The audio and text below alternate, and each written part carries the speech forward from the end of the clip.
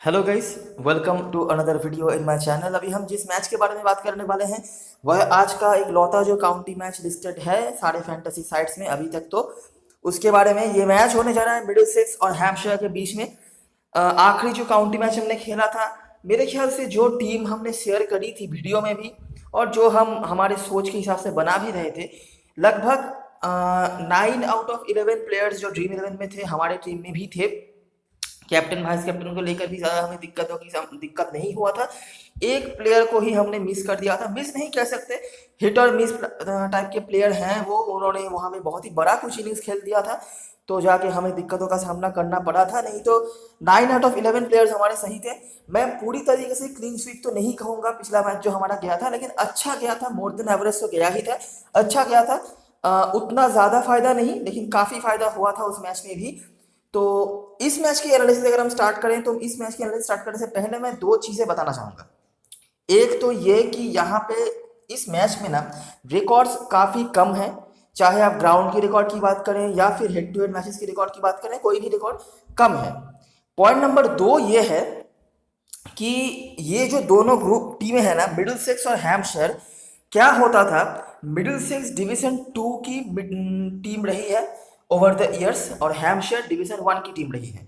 Middlesex division 2 में जो 9 टीमों की या 8 टीमों की टेबल होती थी, वहाँ पर 6, 7 या 8 नंबर पर रहते थे, ठीक है। और हैम्पशायर टॉप 4 में रहने की पूरी कोशिश करते थे डिवीजन 1 में। तो अगर नॉर्मल नॉर्मल जो काउंटी सीजन होता था ओवर द इयर्स, उसी हिसाब से आज इस सीजन में भी मैचेस होते, तो शायद ये दोनों टीमें कभी भी एक ग्रुप में ना होती। लेकिन क्योंकि इस सीजन में काउंटी का फॉर्मेट बदल गया है, नाम भी बदल गया है, तो यहाँ पे सारे जो टीम्स हैं, 18 टीम्स टोटल जो काउंटी टीम्स हैं, उनको 3 ग्रुप में डिवाइड कर दिया गया है और ये रैंडम है, ठीक है, या फिर किसी एक बेसिस के ऊपर है, मतलब परफॉर्मेंस के ऊपर तो नहीं है। अगर परफॉर्मेंस के बेसिस पे होता तो कभी भी मिडिलसेक्स और हैम्पशायर एक ग्रुप में नहीं रह पाते, क्योंकि ओवर द इयर्स मिडिलसेक्स काफ़ी फिसड्डी रही है। जैसे मैंने बताया डिवीजन 2, एक तो डिवीजन 2 के टीमें डिवीजन 1 से काफ़ी खराब होते हैं, ये आपको पता ही होगा, ये मैंने आखिरी वीडियो में बताया था। तो डिवीजन 2 के लास्ट पायदानों में घूमती रहती थी Middlesex at the end of the season, और हैम्पशायर टॉप 3-4 की टीमों में से होते थे डिवीजन 1 में। तो अगर परफॉर्मेंस की वजह से होता तो ये दोनों टीमें कभी भी एक ग्रुप में नहीं रहती, और इसीलिए इन दोनों टीमों में मैचेस काफ़ी कम हैं। आखिरी मैच हुआ था 2017 सीजन में, तो वो देखने का कोई फ़ायदा नहीं है। बहुत सारे प्लेयर्स अभी उनमें से नहीं खेलते हैं, बहुत सारे प्लेयर्स चेंज हो चुके हैं, तो वो मैचेस देखने का कोई फ़ायदा नहीं है। तो ये है एक नंबर पॉइंट। और ग्राउंड के भी रिकॉर्ड नहीं मिलने वाले हैं, क्योंकि ये जो मैच होने जा रहा है ब्रंटन मेमोरियल ग्राउंड रैटलेट में, यहाँ पे मैचेस भी काउंटी के लगभग 2-3 सीजन से नहीं हुए हैं। तो क्या मैं आपको खाली हाथ यहाँ से जाने दूंगा? बिल्कुल भी नहीं। डोमेस्टिक क्रिकेट में मैं कभी भी ऐसा करता नहीं हूँ। तो मैं थोड़ा सा नीचे गया हूँ। मैंने काउंटी के भी सेकंड वर्सन, जो सेकंड 11 टूर्नामेंट्स होते हैं, वहाँ के कुछ मैचेस मैंने देखे हैं और वहाँ से थोड़ा बहुत आइडिया मैं लेने की कोशिश कर रहा हूँ। इसके सिवाय भी मैंने मिडिल सिक्स के जो डोमेस्टिक क्रिकेट होते हैं वहाँ पे कुछ मैचेस देखे हैं।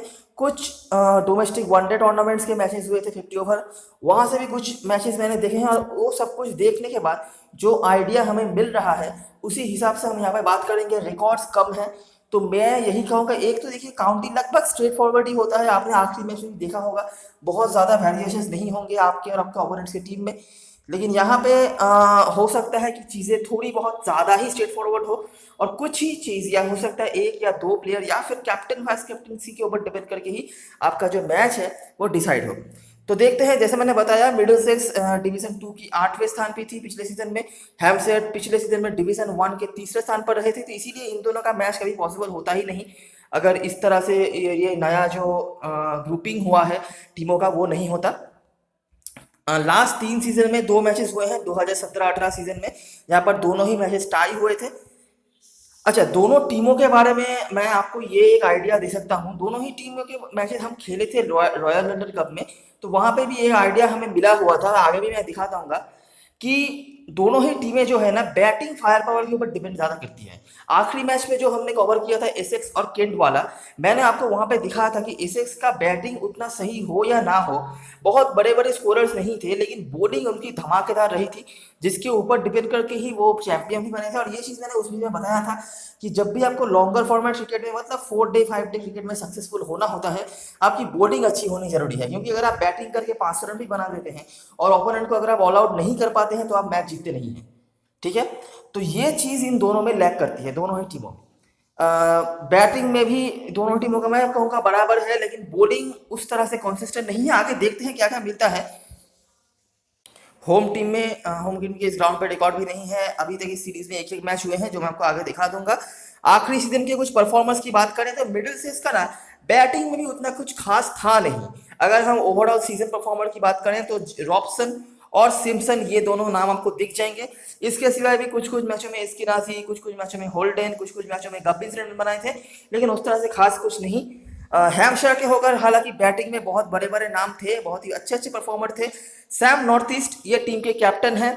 रॉयल लंदन कप में भी इन्होंने काफ़ी खेला हुआ है, लेकिन 50 ओवर क्रिकेट या 20 ओवर क्रिकेट में इनका दर्जा जितना है उससे कई ज़्यादा बड़ा दर्जा इनका होता है फर्स्ट क्लास क्रिकेट में, या फिर लॉन्गर फॉर्मेट क्रिकेट में आप कह लीजिए। 51 का एवरेज, लगभग 1000 के आसपास रन। मिडिलसेक्स के होकर भी डेविड मलान खेलते थे जो कमाल के फॉर्म पे थे काउंटी सीजन में, वो अभी अवेलेबल नहीं है, तो उनका 1000 के ऊपर रन था। बाकी सैम हैम्पशायर के होकर यहाँ पर सैम नॉर्थ ईस्ट, रायली रसो जैसे प्लेयर थे, लायम डॉसन थे, ये डोनाल्ड, ये सब कुछ प्लेयर्स थे। मिडिलसेक्स की बॉलिंग में आपको दिख जाएगा मुर्ताक का नाम, और उसके बाद टी.आर. जोन्स, ये कुछ प्लेयर रहे हैं। हैम्पशायर के लिए दिक्कत इस सीजन में पहले मैच में जो खली है, अभी एक ही मैच हुए हैं दोनों ही टीमों के, क्योंकि तो देखिए बैटिंग में सैम नॉर्थ ईस्ट के अलावा और कोई भी यहाँ पे अवेलेबल नहीं थे पहले मैच पे। और बॉलिंग में भी ये जो दोनों प्लेयर्स थे जिनके ऊपर डिपेंड करके हैम्पशायर मतलब लगभग जितना भी है बॉलिंग में है, ये दोनों ही प्लेयर पूरे सीजन के लिए अवेलेबल नहीं होंगे। अभी जो खेल रहे हैं फिलहाल हैम्पशायर के होकर, ऐसा नहीं है कि उनके पास टैलेंट नहीं है, लेकिन फर्स्ट क्लास क्रिकेट की बोल लीजिए या फिर 4 डे 5 डे मैचेस की आप बोल लीजिए जब बात, तब वहाँ पे एक्सपीरियंस की ज़रूरत होती है। ठीक है, सिर्फ टैलेंट से काम नहीं बनता, और वो एक्सपीरियंस ये दोनों बॉलर ब्रिंग करते थे, और ये दोनों ही अवेलेबल नहीं होंगे। तो ऑफ कोर्स बॉलिंग में तो ऑलरेडी हैम्पशायर को प्रॉब्लम होने वाली है। ठीक है, हालांकि बैटिंग में भी पिछले मैच में उनको काफ़ी दिक्कतों का सामना करना पड़ा था। मैं आगे दिखाता हूँ क्या हुआ था वहाँ पे। हेड टू मैचेस की बात करें तो रिसेंट कुछ मैचेस सही से नहीं है। अभी सबसे इंपॉर्टेंट जो चीज़ है वो है ग्राउंड। ठीक है, क्योंकि हेड टू हेड मैचेस के रिकॉर्ड कुछ ज़्यादा नहीं है, ग्राउंड के ऊपर डिपेंड करके ही आपको थोड़ा बहुत जो है आइडिया लेना पड़ेगा कि आज के मैच में आपको करना क्या है।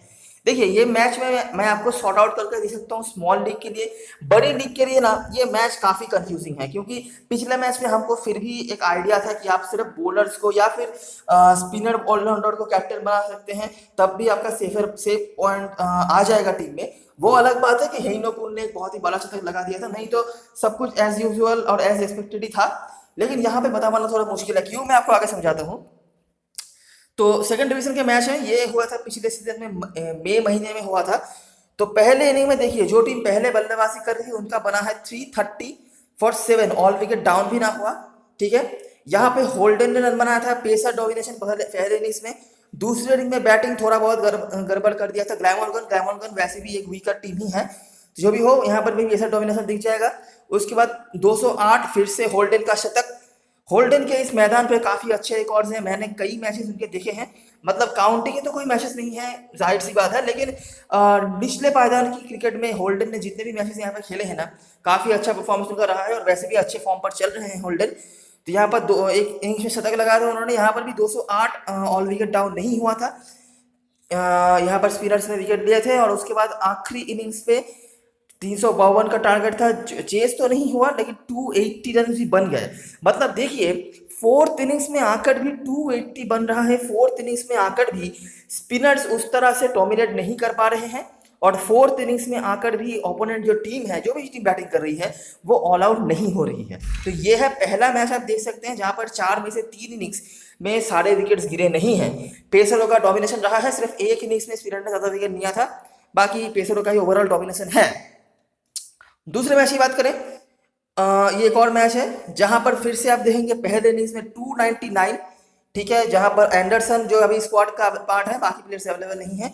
फिर से पेसर का डोमिनेशन, दूसरे इनिंग में 320, वो भी 6 विकेट के नुकसान पर डिक्लेयर्ड। देखिए दोनों ही इनिंग्स में डिक्लेरेशन देना पड़ा, यहाँ पर भी आप देखेंगे दोनों इनिंग्स में डिक्लेरेशन। ठीक है, रन्स बहुत ज्यादा नहीं है, लेकिन क्योंकि 4 डे मैचेस हैं, आपको ज्यादा मौके नहीं मिलते हैं बैटिंग करने का, तो जो इसीलिए ज्यादा रन नहीं बनाना पड़ता है। तो फिर से पेसर का डोमिनेशन, 252 बन गया, ऑल आउट तो हो गई, लेकिन फिर भी अच्छा ही रन आप कह सकते हैं तीसरे इनिंग्स में 252, मतलब फिर से आप देखेंगे 56 था एंडरसन का पेसर डोमिनेशन।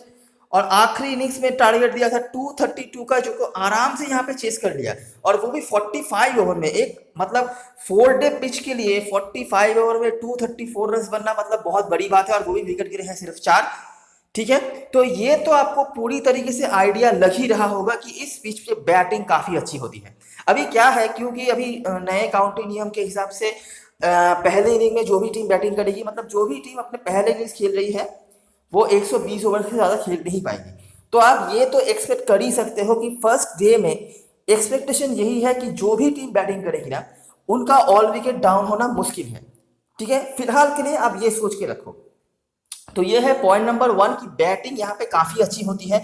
अगर चौथे दिन में 45 ओवर्स में 234, 250 रन बन रहे हैं, 280 बने हैं, ऑल विकेट डाउन नहीं हो रहा है, स्पिनर्स का रोल नहीं आ रहा है। अगर आप थोड़ा बहुत भी क्रिकेट देखते हो तो आपको पता होगा कि लॉन्गर फॉर्मेट क्रिकेट में स्पिनर्स का बहुत बड़ा रोल होता है। और अगर आप हिस्ट्री भी देखो, स्टैटिस्टिक्स भी देखो, आपको दिख जाएगा कि हमेशा अगर आप 5 डे मैचेस की बात करेंगे तो तीसरे, चौथे, पांचवें दिन में स्पिनर्स का रोल बहुत ज्यादा होता है। अगर आप 4 डे मैचेस की बात करेंगे तो तीसरे और चौथे दिन में स्पिनर सर्च चल के बोलते हैं। आखिरी मैच में भी आपने देखा होगा, फॉर एग्जांपल साइमन हार्मर के बारे में हमने कई बातें कही थी, हालांकि उनको मौका नहीं मिला था 4th डे में उस तरह से बॉलिंग करने का, लेकिन जितना भी मौका मिला वहीं पे उन्होंने 4 विकेट निकाल दिए थे। तो ऐसा है, लेकिन इस पिच पे आप देख सकते हो जितने भी मैचेस हमें मिल रहे हैं, देखिए बहुत ज्यादा रेलिवेंट नहीं भी हो सकते, लेकिन जो भी मिल रहा है वहां पर आप ये तो नोटिस कर ही सकते हो कि स्पिनर्स का उतना रोल नहीं आ रहा है। और स्पिनर्स का उतना रोल नहीं आ रहा है, इसीलिए बैटिंग टीमों को काफी आसानी हो रही है, रन्स यहाँ पे काफी बन रहे हैं, विकेट्स भी नहीं गिर रहे हैं, और मल्टीपल इनिंग्स हम देख रहे हैं जहां पर इनिंग्स डिक्लेरेशन हो रहा है। ठीक है, तो और रन्स भी काफी बन ही रहे हैं। तो ये एक चीज है जो इस ग्राउंड से हमें देखने को मिल रहा है। तो एक और चीज जो आप नोटिस कर पाएंगे कि जो भी टीम पहले इनिंग से बैटिंग कर रही है ना, वो विशाल स्कोर बना रही है। 320 यहाँ पे आपने यहाँ पर 299 होते हुए दिखा है। केंट ने भी यहाँ पे 320 बनाए थे। मतलब जो भी टीम टॉस जीतेगी आज, हो सकता है कि वो फर्स्ट इनिंग से बैटिंग करे। ठीक है, क्योंकि पहली बात तो ये कि 4 डे 5 डे मैचेस में सारी जो टीमों की मेंटालिटी होती है वो यही होती है कि आखिरी दिन हमें बैट भैया ना करना पड़े, तो इसीलिए टॉस जीतकर हो सकता है बैटिंग ही करेंगे। और वैसे भी जो भी टीम पहले बैटिंग कर रही है उनका काफी एडवांटेज यहाँ पे मिल रहा है। तो ऑलरेडी आपके दिमाग में कुछ चीजें चल रही होगी, आई होप, कि क्या क्या आपको करना है, कैसे कैसे चीजें जा रहे हैं। ग्राउंड में कुछ रिकॉर्ड तो वैसे नहीं है, लेकिन कुछ कुछ आपने जो देखा है ऊपर 2-3 नाम। आखिरी दोनों टीमें एक एक मैच खेल के आई है अभी। तो ओवल में एक मैच हुआ था सरे के अगेंस्ट में, जहां पर मिडिलसेक्स ने जीत हासिल करा था। यहाँ पर आपको दिख जाएगा 347 रन बनाया था मिडिलसेक्स ने। होल्डन यहाँ पर भी रन बनाया था उन्होंने, लेकिन गबिन्स बहुत ही बड़ा वाला एक शतक उन्होंने लगाया था, 192। अभी अगर आप ड्रीव11 खोलोगे तो ऑलरेडी आपको दिख जाएगा 90% से ज्यादा सिलेक्शन है उनका, और सबसे ज्यादा लोग उनको कैप्टन बना रहे हैं, और वही यही रीजन है। और सिम्पसन के रन थे, सारे ने भी अच्छा रन ही बनाया था। तो जो चीज मैं आपको पहले कहना चाहता था, ये मिडिलसेक्स की जो बॉलिंग है ना, वो उतना सही हुआ नहीं था यहाँ पर भी। ठीक है, 282 बना दिया था सारे ने, वो अलग बात है। मुर्ताक के यहाँ पर 5 विकेट से। दूसरे इनिंग में भी मिडिलसेक्स ने अच्छी बल्लेबाजी करी थी। यहाँ पर फिर से गबिन्स, होल्डन और सिम्पसन सेम नाम, साथ में एंडरसन, ये ऑलराउंडर सेक्शन में लिस्टेड होंगे, लेकिन जनरली एक बैटिंग ऑलराउंडर ही है। बॉलिंग बहुत रेयरली ही करते हैं, लेकिन कम करते हैं, अगर करते हैं तो अगर उनमें से कुछ विकेट आ जाए तो आ जाए। और आखिरी ओवर में, आखिरी इनिंग्स में साढ़े 123 पर सिमट गई थी, जहां पर मर्ताग और कमिंस इन्होंने फिर से जलवा बिखेरे थे। तो यहाँ से मिडिलसेक्स जीत गई थी। आप देख सकते हैं इनका बैटिंग काफी अच्छा रहा था। ठीक है, दोनों ही इनिंग्स में 3 जो नाम कॉमन आपको दिख रहे हैं, होल्डन, गबिन्स और सिम्पसन, इन्होंने काफी अच्छे परफॉर्मेंसेस करे थे। हैम्पशायर की बात करें तो जो मैं कहना चाहता था ऊपर कि काफी प्लेयर्स अवेलेबल उनके नहीं है, बॉलिंग उनकी लेकिन इस बार भी खराब नहीं हुई है। पहले जो मैच उन्होंने खेला था वो उनको हारना पड़ा था अपनी बैटिंग की वजह से। कोई भी बैट्समैन 30 से ज्यादा रन नहीं बना पाया था उस पूरे मैच पे। ठीक है, 20, 25, 29 ऐसा ही कुछ हाई स्कोर था शायद, लेकिन कोई भी बंदा 30 से ज़्यादा रन नहीं बना पाया था। और ये सबसे बड़ी जो नुकसान हो चुकी थी उनके लिए। लेकिन जो भी चीज़ें पॉजिटिव आई थी उनमें से सबसे बड़ा जो मैं नाम करना चाहूँगा वो है अजीत डेल। इनको काफ़ी अप्रेजल मिल रहा है हैम्पशायर के डोमेस्टिक सर्किट में। इनके कोच वगैरह ने काफ़ी इनके बारे में बताया है, और डोमेस्टिक में भी मुझे ठीक ठाक लगे हैं। बहुत ज़्यादा कुछ अच्छा रिकॉर्ड तो नहीं रहा था पिछले सीजन की अगर मैं बात करूँ डोमेस्टिक लेवल में, लेकिन फिर भी इस सीजन में जितने भी मैचेस उन्होंने खेले हैं, चाहे हम फ्रेंडली मैचेस की बात करें, चाहे आखिरी जो मैच उन्होंने खेला था काउंटी का ससेक्स के अगेंस्ट में उनकी बात करें, तो वहां पर भी इन्होंने अच्छा परफॉर्मेंस करा हुआ है। इसके सिवाय मेसन क्रेन, इस नाम को आप जरूर जानते होंगे अगर आपने आखिरी सीजन का रॉयल लंदन कप जो पूरा हमने कवर किया था वहां पे हमारे साथ आप थे, तो आपको जरूर ये नाम पता होगा। Right arm leg spinner bowler हैं, काफी कमाल का फॉर्म वो दिखा रहे हैं, बल्लेबाजी भी थोड़ी बहुत कर सकते हैं। तो यहाँ पर उन्होंने 3 विकेट लिया था, साथ में हॉलैंड एक और बहुत इंपॉर्टेंट प्लेयर। हैम्पशायर बैटिंग नहीं कर पाई थी अच्छी खासी, तो यहाँ पर आप देख सकते हैं 153 पर वो सिमट गए थे। सासेक्स को दूसरी इनिंग में भी 221 ही सिर्फ बनाने दिया था, जहां पर आपको दिख जाएगा कि क्रेन, ऑर्गन, ये कुछ प्लेयर्स थे। ठीक है, तो ये कुछ था आखिरी मैच की अगर हम बात करें दोनों टीमों का, तो मिडिल सिक्स का जो स्ट्रेंथ था हैम्पशायर का वो था वीकनेस। मतलब मिडिल सिक्स पूरी तरीके से बैटिंग में बहुत ही बढ़िया परफॉर्मेंस उनका रहा था, खास करके उनके जो टॉप 4 बैट्समैन हैं उन्होंने गजब का परफॉर्मेंस करा था। बॉलिंग मैं नहीं कहूँगा पहले इनिंग्स में उतना बढ़िया था, दूसरे इनिंग में हालांकि अच्छा परफॉर्मेंस उनका था। और दूसरी तरफ से हैम्पशायर की तरफ से बोली जाए तो उनका बॉलिंग बेटर था, दोनों ही इनिंग्स में उन्होंने ससेक्स को ज्यादा रन नहीं बनाने दिया, लेकिन बैटिंग में उनके लिए काफी प्रॉब्लम्स रही हैं। प्लेइंग 11 की बात करें तो मिडिल सेक्स के होकर मुझे नहीं लगता कोई चेंज एक्सपेक्टेड है। अच्छा, अब मैं आपको एक चीज समझा देता हूं जो आपको करना है टॉस के बाद। अगर आज के मैच में मिडिल सेक्स पहले बैटिंग करती है, ठीक है, तो ये जो आप देख रहे हैं एंडरसन थोड़े से नीचे आ जाएंगे। अगर मिडिल सेक्स पहले बैटिंग करती है तो ये जो टॉप 5 है, ये इनमें से 4 बैट्समैनों को मस्ट रखना ही है। ठीक है, क्यों? क्योंकि आप ऑलरेडी देख ही रहे हो कि इस पिच पे रन्स काफी बन रहे हैं। Point number 1, point number 2, middle sex के बैट्समैनों ने पिछले मैच में काफी अच्छी बल्लेबाजी करी हुई है। मुझे पता है कि हिस्टोरिकली इनका उतना अच्छा बैटिंग रिकॉर्ड नहीं रहा है जिस तरह से इन्होंने पिछले मैच में खेले हैं, लेकिन मैं स्मॉल लीग की बात कर रहा हूँ जहां पे आपको अननेसेसरी रिस्क लेने की कोई जरूरत नहीं है। तो इन टॉप 5 में से 4 प्लेयर्स को तो आपको लेना ही पड़ेगा। मेरे ख्याल से अगर आप मेरी बात मानोगे तो मैं कहूंगा रॉबसन, होल्डन और कपिल्स तो मस्ट हैव हैं ही, और साथ में सिम्पसन। इसकी नाजी मैं कहूंगा स्मॉल लीग के लिए अवॉइड भी कर सकते हो इन प्लेयर्स के लिए। उसके बाद बाकी बॉलरों में से बात करें तो टीम मुर्ताक तो आपके लिए अनडाउटेडली आंख बंद करके होने चाहिए, सिर्फ इसलिए नहीं कि आखिरी मैच में उन्होंने अच्छा परफॉर्मेंस करा है, पिछले सीजन के परफॉर्मेंस भी आपने देख लिए हैं, और सबसे बड़ी बात इनके पास वो एक्सपीरियंस है जो कि इस तरह की कंडीशन में काफी काम आ सकता है। ठीक है, उसके बाद मिगुएल कमिंस, ये वेस्ट इंडीज की इंटरनेशनल भी हो चुके हैं, पिछले मैच में अच्छी परफॉर्मेंस उन्होंने करी थी, लेकिन मुझे नहीं लगता कि सिर्फ बॉलिंग की वजह से आप आज के मैच में किसी प्लेयर को ले पाओगे, क्योंकि ऑलरेडी मैं आपको दिखाऊंगा किस तरह से आपको टीम बनाना है। वहां पे जाके मिगुएल कमिंस का स्पेस थोड़ा मुझे लगता है रिस्की हो सकता है। बाकी ऑप्शन में से बात कर लीजिए, वाला भी था, लेफ्ट आर्म ऑर्थोडॉक्स बॉलर हैं, आखिरी सीजन में डोमेस्टिक लेवल में, मिडिल सेक्स के डोमेस्टिक लेवल में हाईएस्ट विकेट टेकर रहे थे, लेकिन इस पिच पे उनको कितना मौका मिलेगा ये एक देखने वाली बात होगी। और अगर आप ये जो एक और स्पिनर है साउटर, इन दोनों में से आप किसी को लेना चाहते हो तो आप ले सकते हो, लेकिन मेरा वोट साउटर की तरह भी होगा। आखिरी सीजन में रॉयल लंदन कप में भी उन्होंने काफी अच्छा काम करा था, और सबसे बड़ी बात right arm leg spin bowler है। ठीक है, क्योंकि ये पिच उतना स्लो नहीं है, जैसे कि आप देख ही सकते हो फास्ट बॉलर्स को हेल्प मिल रहे हैं, तो ऑफ कोर्स ऐसे पिच पर आपको लेग स्पिनर को ही ज्यादा प्रायोरिटी देना होता है ओवर ऑफ स्पिनर। तो मेरे लिए मिडिल सिक्स की तरफ से ये 5 में से 4 एंडरसन ऑलराउंडर सेक्शन में रिशर्ट होंगे। ठीक है, लेकिन एक चीज याद रखना कि वो बैटिंग ऑलराउंडर हैं, बॉलिंग शायद ही कुछ ओवर करवा लें, लेकिन बैटिंग पे ही इनका मेजोरिटी ऑफ द कॉन्सेंट्रेशन जो है वह होता है। तो ये ऑप्शन है आपके पास। उसके बाद मुर्ताक 4 और 5 होगा यहाँ से, और उसके बाद साउटर वाला भी में से कोई है, मेरा वोट साउटर की तरफ है, मैं साउटर कह रहा हूँ। तो 6 प्लेयर यहाँ से और 7 प्लेयर के तौर पे आप एंडरसन को ले सकते हो। तो ये हो गए मेरे 7 प्लेयर मिडिल सेक्स की तरफ से, जिनमें से आप अपना ट्राई कर सकते हो। हैम्पशायर की तरफ से बात करें, अब इनके लिए पिछले मैच में तो बैटिंग अच्छी हुई नहीं थी, लेकिन क्या इनके पास कोई अच्छे बैट्समैन नहीं है? जी नहीं, बिल्कुल नहीं। सैम नॉर्थ ईस्ट अनडाउटेडली आपके लिए बेस्ट बैट्समैन अवेलेबल हैं हैम्पशायर की टीम में। इसके सिवाय भी लियम डॉसन जो आज के मैच में खेलेंगे, और अनडाउटेडली मैं आंख बंद करके कह सकता हूँ अभी सिलेक्शन परसेंटेज जितना है उससे दुगना तिगना सिलेक्शन परसेंटेज हो जाएगा इनका जब लोग इनको खेलते हुए देखेंगे। और बहुत सारी जनता आपके स्मॉल लीग टीम में इनको कैप्टन बना के भी आने वाली है, मैं आपको अभी बता दे रहा हूँ, ठीक है। कैप्टन या वाइस कैप्टन कुछ तो बना के जरूर आएगी।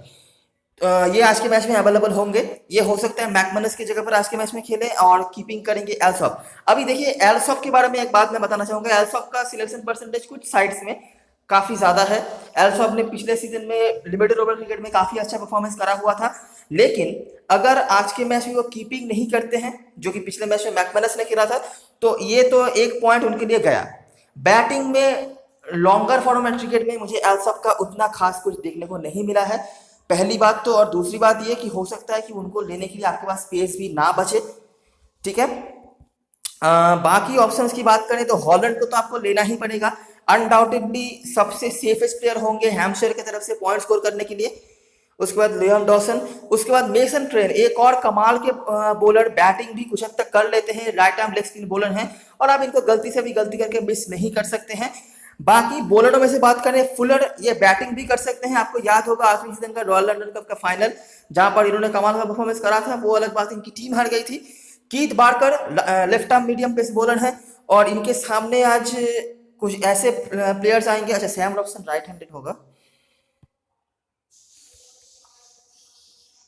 इनके सामने आज रॉबसन, गबिन्स, एस्किनाजी, एंडरसन जैसे राइट हैंडेड बैट्समैन आएंगे और ये है हमारे लिए एक पूरे मैच में एकमात्र left arm medium pace bowler. तो वेरिएशन लाएंगे, ठीक है। बैटिंग कर सकते हैं। आखिरी सीजन में जो आपने देखा एबॉट और फिटिल एडवर्ड्स के बाद ये हाईएस्ट विकेट टेकर थे। आखिरी मैच में भी 1-2 विकेट उन्होंने निकाला हुआ था। और अजित डेल, जैसे मैंने बताया, काफी अप्रेजर इनको मिला हुआ है, लेकिन स्मॉल लीग में थोड़ा रिस्क हो सकता है। अगर आप लेना चाहते हो तो ले सकते हो, क्योंकि आखिरी मैच में अच्छी बॉलिंग उन्होंने कराई हुई है। तो ये कुछ ऑप्शंस है। अभी हैम्पशायर की तरफ से कुछ बड़े बड़े पॉइंट्स की बात कर लेते हैं। ऑर्गन बहुत ही इंपॉर्टेंट प्लेयर है और मैं अपने टीम में शायद इनको रख के चलूं। पिछले 2 सीजनों से सेकंड 11 टूर्नामेंट के हाईएस्ट रन स्कोरर बन रहे हैं हैम्पशायर के होकर। कुछ हद तक बॉलिंग भी करवा लेते हैं। बॉलिंग की बात आप छोड़ दीजिए, लेकिन बैटिंग ही इनकी मेन जो प्रायोरिटी होगी। और आखिरी मैच में भी कुछ 20-25 रन बनाए थे। रन की बात छोड़ दें, लेकिन फॉर्म इनका काफी अच्छा रहा है। और हैम्पशायर की तरफ से बैटिंग में से जितना भी पॉजिटिविटी है, फेन्यूरिन ऑर्गन या जो भी इनका नाम है, फेलिक्स ऑर्गन, ये मेरे लिए सबसे इंपॉर्टेंट प्लेयर हो सकते हैं। सैम नॉर्थईस्ट तो मेरे लिए है ही। उसके बाद केम, ये एक और ऑप्शन है जिनको आप ट्राई कर सकते हो। केम या एल्सॉप में से आप तीसरे बैट्समैन के तौर पे हैम्पशायर की तरफ से किसी एक को ले सकते हो, ठीक है। किसको लेना है ये आपके ऊपर है। मेरा वोट तो मैंने बता दिया ऑर्गन का है। उसके बाद Holland must have, Dawson must have, crane must have. तो हो गए 6 प्लेयर्स यहाँ से। और इन तीनों में से कीथ बार्कर को मैं ज्यादा प्रायोरिटी दूंगा, क्योंकि ये प्रूफ प्लेयर है। अजित दिल ने पिछले मैच में अच्छी बॉलिंग कराई हुई थी, लेकिन अगर स्पेशली उनको पहले इनिंग्स में बॉलिंग करने को मिलता है तो मुझे पता नहीं कि वो कितना अच्छा क्या कर पाएंगे। लेकिन हाँ, बड़ी लीग में जरूर इनको ट्राई करना है, क्योंकि काफी अच्छा बॉलिंग उन्होंने कराया हुआ है रिसेंट कुछ मैचेस जो उन्होंने खेले हुए हैं, चाहे काउंटी की बात करें या फिर फ्रेंडली मैचेस की बात करें। और बेंच में होंगे रायन स्टीवनसन, लेकिन मुझे इनका स्पेस होता हुआ नजर नहीं आ रहा है। अगर ये भी खेलते हैं, ये भी काफी अच्छे फॉर्म पर रहे हैं। तो फाइनल जो 7 प्लेयर्स मेरे लिए हैम्पशायर की तरफ से हैं, जिनको आप स्मॉल लीग में ट्राई कर सकते हो। ऑर्गन, नॉर्थ ईस्ट, केएम या एल्सॉप में से कोई एक, तो 3 यहाँ से, हॉलैंड, डॉसन 5, क्रेन 6 और कीथ बार्कर 7, ठीक है।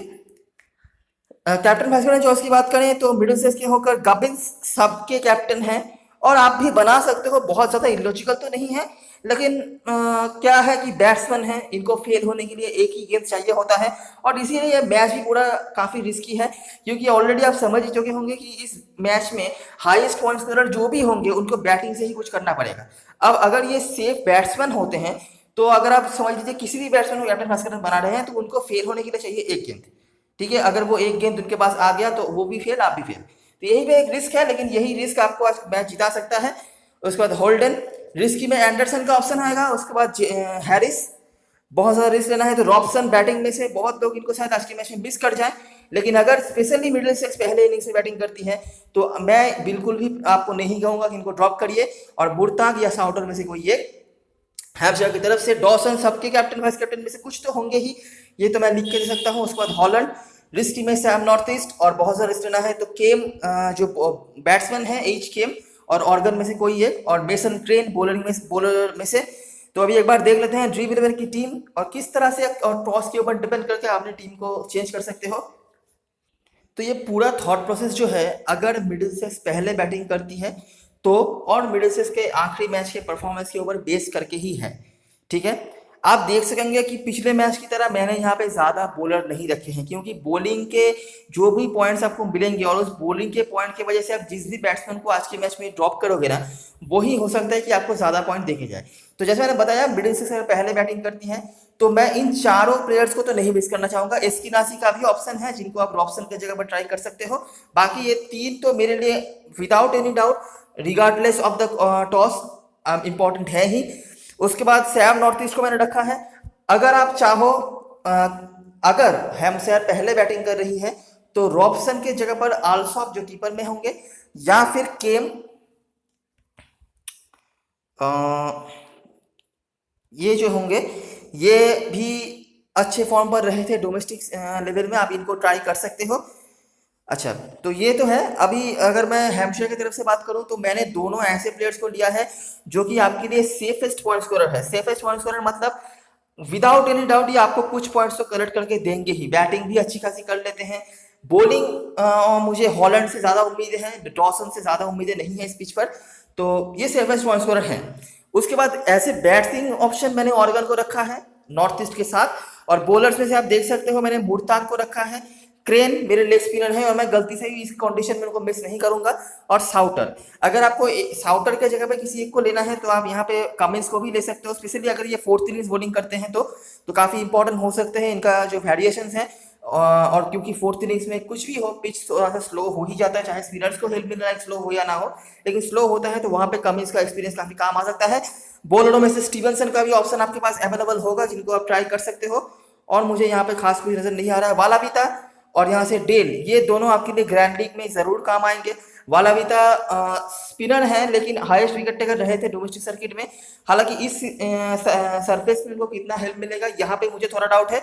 और अजित डेल, ये पिछले मैच में काफी अच्छी इन्होंने गेंदबाजी करी हुई थी, लेकिन मैं किसी भी बॉलर के लिए आज के मैच में बैटिंग ऑप्शंस को सैक्रिफाइस नहीं करना चाहता, आप समझ ही रहे हो, और इसीलिए मैं बॉलर्स के लिए थोड़ा सेफ ही गया हूँ। और अच्छा, ऑलराउंडर सेक्शन में आपके पास दो ऑप्शन हो गए हैं होते हैं जिनको मैंने मिस किया है। एक है कीथ बार्कर और दूसरे हैं एंडरसन।